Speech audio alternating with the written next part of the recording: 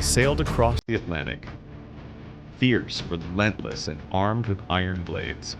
The Vikings, warriors who had conquered distant shores, had found a new land, Vinland. But here something was different.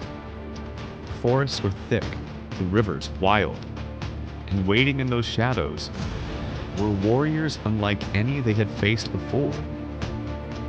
Armed with stone-tipped arrows and deep knowledge of the land, the native people didn't fight with brute force. They fought with patience, strategy, and numbers. This wasn't a story of conquest, it became a story of retreat. A forgotten chapter where the Vikings became the hunted.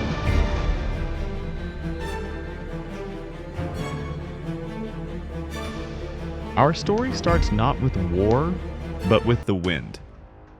Around the year 985, a Norse sailor named Bjarni Herlfsson was blown wildly off course, trying to reach the new Greenland colony. He saw a new land, green and wooded, but didn't go ashore. The story of his accidental discovery, however, reached Leif Erikson, son of Eric the Red. Leif was intrigued by the promise of timber, a resource desperately scarce in Greenland. Around the year 1000, he bought Bjarni's ship and set out to find this new land. What he found was beyond his dreams. He landed in several places, naming them Helluland, land of flat stones, likely Baffin Island, Markland, Forest Land, likely Labrador, and finally a place so lush he called it Vinland, the land of wine, for the wild grapes growing there. The rivers were full of salmon larger than any they'd seen. The forests were dense with valuable timber. For a people from the harsh, icy edge of the world, Vinland was paradise. Leif and his crew of 35 built a small settlement, likely the one we can see today at L'Anse aux Meadows in Newfoundland, and spent a winter there before heading back to Greenland with a ship full of timber and grapes. The news of Vinland spread like wildfire. It meant resources, a future. Soon, more expeditions followed. Leif's brother Thorvald led the next voyage. A few years later, a wealthy Icelandic merchant named Thorfinn Karlsefni organized the most ambitious attempt at a permanent colony. Around 1010, Karlsefni set out with 3 ships and about 130 to 160 people. This wasn't just for exploring. They brought women and livestock, a clear sign they were there to stay. It was then that the Norse met the land's inhabitants, the people they called the Skrellingar. The origin of this Old Norse term is debated. It might have meant skin wearers for their fur clothing, or it could have been a more dismissive term, like shouters or weaklings. These people were the ancestors of modern First Nations or Inuit groups. While their precise identity is uncertain, they were most likely the ancestors of the Beothuk, or perhaps related Dorset or Thule peoples, who had lived on this land for thousands of years. The first encounters described in the Icelandic sagas were cautious and commercial. The Skrælings arrived in hide boats, fascinated by Norse goods. They eagerly traded valuable furs for strips of red cloth to wear as headbands. A fragile trade began. The Norse also offered them milk, a novelty to the natives. Some historians speculate this could have been a mistake.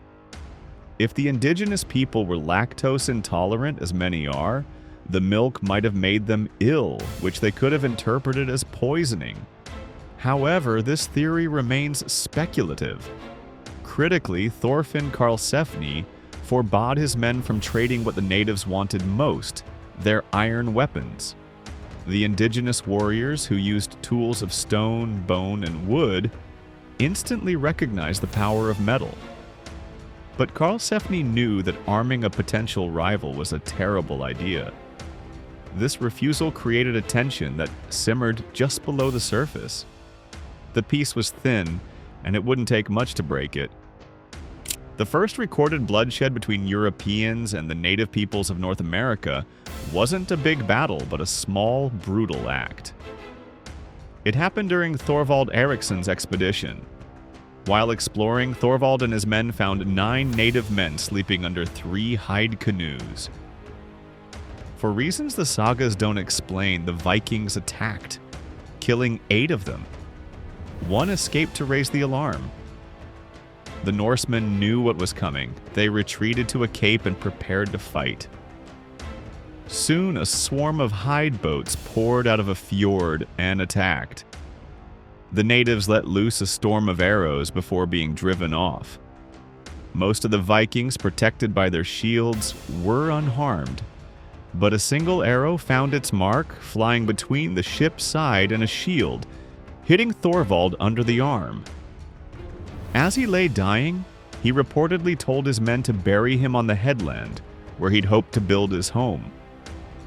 Thorvald Eriksson, son of Eric the Red, became the first known European to die in the New World, a victim of the violence his own men had started. The relationship was now broken. The short time of trade was over. An age of warfare had begun. A later incident at Thorfinn Karlsefni's settlement highlights the cultural divide. During a trading session, a bull the Norse had brought with them broke free from its pen. The natives, who had never seen an animal so large and loud, were terrified by its bellowing. They fled in panic, their fear turning to suspicion. They vanished for 3 weeks.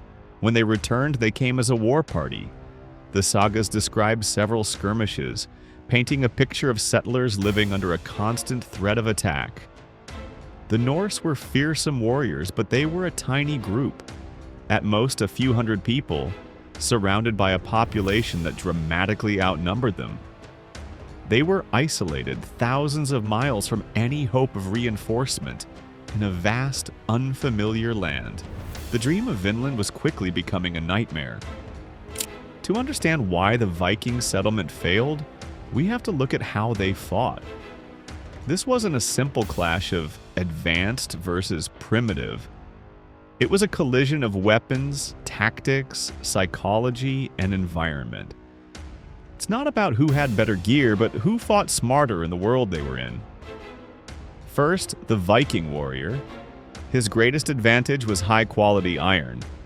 The bearded axe could split a shield or a helmet. Iron-tipped spears could punch through leather armor. For the wealthy, a double-edged steel sword was a symbol of status and a deadly weapon. For defense, he had a large wooden shield, sometimes covered in leather. The elite might have a chainmail shirt. Their go-to tactic was the shield wall, the Skjaldborg. In the open fields of Europe, this was a nearly unstoppable formation of overlapping shields, a human fortress.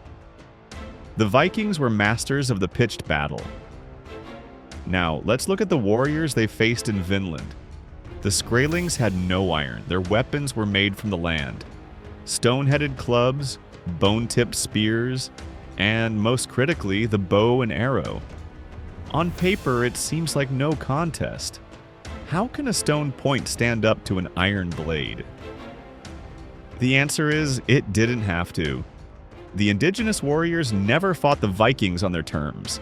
They refused to meet a shield wall head-on, knowing it would be suicide. Instead, they fought a different kind of war, a war of speed, surprise, and attrition.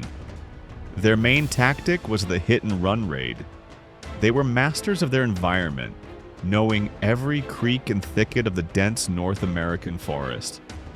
They could appear suddenly, launch a hail of projectiles, and vanish back into the trees before the heavily armored Norse could give chase. The Vikings, used to open battlefields, were now fighting an enemy they could barely see in a landscape that felt alive and hostile. Their projectile weapons were perfect for this. They could fire clouds of arrows with incredible speed. The goal wasn't to pierce chainmail, but to find the gaps. An arrow to the face, a leg, or under the arm was just as deadly as a sword. A constant shower of arrows from all sides could harass, wound, and demoralize the defenders, pinning them down. The shield wall was designed for a frontal assault, not a 360-degree attack from hidden enemies. The psychological toll was immense. The sagas mention the natives attacking with terrifying war cries. In one key battle, the sagas describe them using a strange weapon that terrified the Norsemen. It's been interpreted as a kind of catapult or war sling that launched a large, dark object, maybe a big stone wrapped in skin, that made a horrible noise as it flew through the air. The Vikings, who had never seen anything like this, panicked and broke ranks, thinking they were being attacked by a supernatural force. While there's no archaeological evidence of such a weapon, the story in the saga shows how psychologically effective the native tactics were. And finally, there was the brutal math. The Viking expeditions were tiny. Thorfinn Karlsefni's colonizing party was the largest, with maybe 160 people. The native population, while not dense, vastly outnumbered them. For the Norse, every death was a disaster for their small community. For the native warriors, losses were sustainable. They could keep up the pressure indefinitely, making life unbearable for the invaders. This wasn't just a battle of technology, it was a battle of strategy. The native warriors used their knowledge of the terrain, their numbers, and their tactics to turn the Viking strengths into weaknesses. The Norse weren't cowards. The sagas are full of their defiance, and one of the most dramatic stories from Vinland is about a woman, Freydis Eirik's daughter, Eric the Red's fierce, illegitimate daughter. As the legend goes, during a surprise attack, the Norsemen panicked and fled. As they ran past her, Freydis, who was pregnant, shouted at them, "Why do you flee from such pitiful wretches? If I had a weapon, I am sure I could fight better than any of you."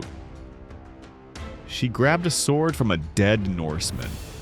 As the natives closed in, she pulled out one of her breasts and slapped it with the flat of the blade, letting out a wild war cry. The sight of this ferocious, pregnant warrior so unnerved the attackers that they paused and then retreated. According to the saga, Freydis alone saved the day. While the story's literal truth is debated by historians, it's a powerful tale from the oral tradition that shows just how desperate their situation had become. They were living with constant anxiety. They couldn't farm or hunt without looking over their shoulders. The sagas are clear on this point. Thorfinn Karlsefni and his colonists realized that despite the land's riches, they would live under constant threat of attack from its prior inhabitants. This constant conflict was made worse by a crippling logistical problem. Vinland was at the very end of a long, dangerous supply chain, stretching from North America to Greenland to Iceland and finally to Norway. Every broken tool or lost nail was a major problem, with replacements thousands of miles away. The settlement at Lonso Meadows shows they did some iron smithing and boat repair, but they had a finite supply of materials. They couldn't survive long-term without steady resupply, something the small colony in Greenland simply couldn't provide. The decision to leave wasn't made after one final defeat. It was a strategic withdrawal, a slow realization that the whole venture wasn't sustainable. The cost in blood and resources was too high, and the fear was unbearable. After 3 years, Thorfinn Karlsefni gathered the survivors, including his son Snorri, the first known European born in the Americas, and sailed back to Greenland. They had come for a new home, but found a new kind of war, one they couldn't win. The Viking age of expansion had finally hit a wall. The Viking withdrawal from North America is often framed as a mysterious failure. But it wasn't a mystery. It was a complex situation where hostile relations were a major factor. They were not simply driven out by a superior foe in a pitched battle. Their abandonment of the settlement was a result of multiple pressures, including immense logistical challenges and the formidable resistance of the people already living there. The victory belonged to the Skraelings, the first peoples of the land. They won because they refused to fight the war the Vikings wanted. They dictated the terms of engagement, turning the landscape into a weapon and using their numbers to wage a relentless campaign of attrition that the small, isolated Norse settlements couldn't withstand. This story completely flips the script on the traditional narrative of Europeans arriving in the Americas. 500 years before Columbus, the discovery of the New World did not lead to immediate conquest. It was a story of indigenous resilience and successful resistance. It's a powerful reminder that native peoples were not passive victims of history, but active defenders of their homes and way of life, with skill and strategic brilliance. The Vikings left, and while some sporadic contact for resources like timber may have continued for a time, large-scale European colonization wouldn't happen for another 5 centuries. The brief, violent encounter was remembered in the Norse sagas. On this side of the Atlantic, it left behind only a few Norse artifacts and the ruins of a small camp in Newfoundland. The Vikings had reached a new world, but they found it was already home to a people who would not be moved. They learned a lesson that later European powers would ignore, that the will of a people to defend their homeland is one of history's most powerful forces.